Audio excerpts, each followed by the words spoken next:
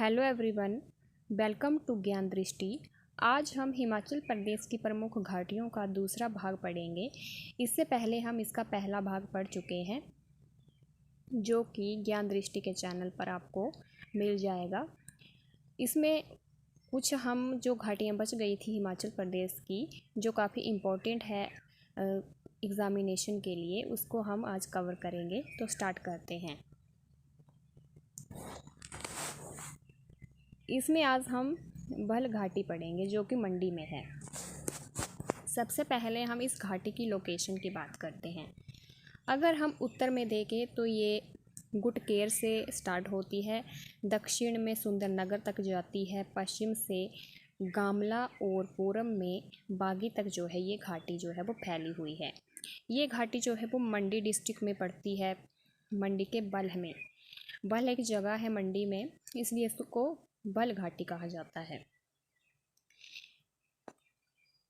अगर बात करें कि यहाँ कौन कौन सी फसलें जो है वो उगाई जाती हैं, तो यहाँ पर जो है वो गेहूँ, मक्की, गन्ना, अदरक और धान की जो है वो खेती की जाती है। यहाँ पर जो है प्रमुख रूप से इन्हीं फसलों का जो है वो उत्पादन किया जाता है, या इन्हीं फसलों की जो है वो यहाँ पर कृषि की जाती है। 1962 में यहाँ पर जो है वो भारतीय जर्मन परियोजना जो है वो बनाई गई थी। इस परियोजना के कुछ प्रमुख बिंदु थे।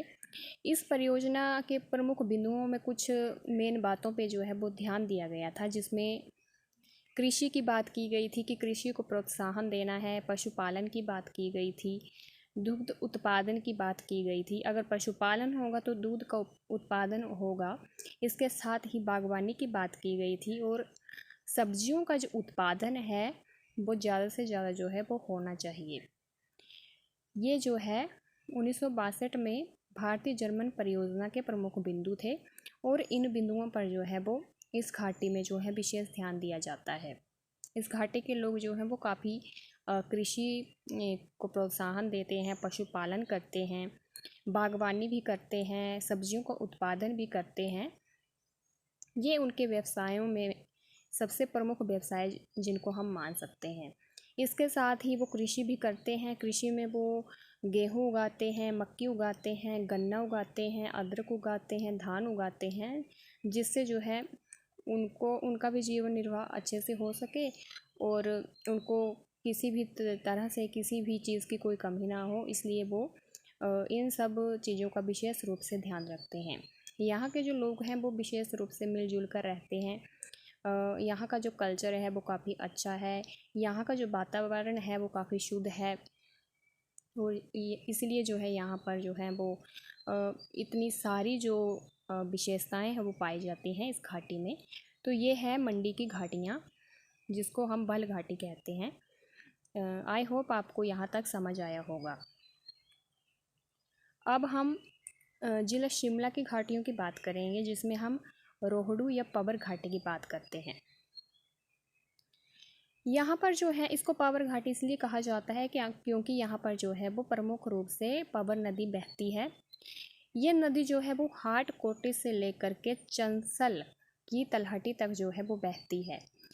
अगर हम इस घाटी के क्षेत्रों की बात करें कि इस घाटी में कौन कौन से क्षेत्र आते हैं, तो इसमें पवर क्षेत्र आता है, स्पैल, रणसर, नवार, रोहाल और मंडलगढ़ के जो क्षेत्र हैं इसमें आते हैं।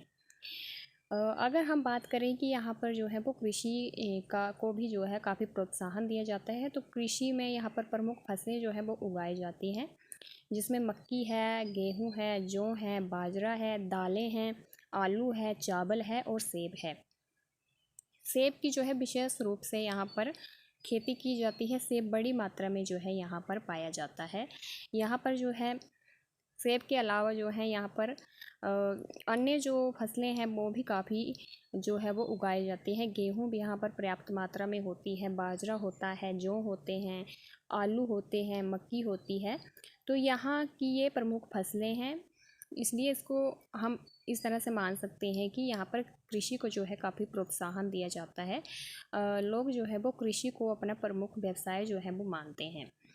इसके अलावा अगर हम इस क्षेत्र में अन्य घाटियों की बात करें कि रोहडू या पवर घाटी में कुछ अन्य घाटियाँ भी जो हैं वो आती हैं, जैसे कि सोनी, धामी, कोटगढ़, कोटखाई, मंदो, मलियाना, बड़ा ग्रां और रामपुर। ये यहाँ की प्रमुख अन्य घाटियाँ हैं जो इस क्षेत्र में आती हैं। तो यहाँ के जो लोग हैं वो काफ़ी मिलजुल कर रहते हैं। यहाँ का कल्चर काफ़ी अच्छा है, यहाँ का वातावरण जो है वो काफ़ी शुद्ध है, इसलिए यहाँ पर इतनी सारी फसलें उगाई जाती हैं और लोग भी जो हैं अपने काम को करने में काफ़ी माहिर होते हैं, फसलें उगाने में और कृषि करने में और अन्य तरह के व्यवसाय करने में भी, या सेब उत्पादन में जो है उनका महत्वपूर्ण योगदान रहता है। तो ये है शिमला ज़िला की घाटियाँ।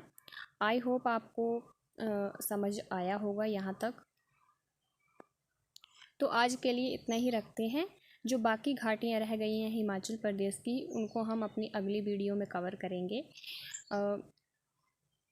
आपको अगर यहाँ तक की जानकारी अच्छी लगी है, समझ आया है, तो हमारे चैनल को ज़रूर से सब्सक्राइब कीजिए और हमारी जो ये वीडियो है इसे आगे शेयर कीजिए, ताकि बाकी लोगों तक भी जो है वो जानकारी पहुँच सके और उन्हें जो है वो पढ़ने का मौका मिल सके।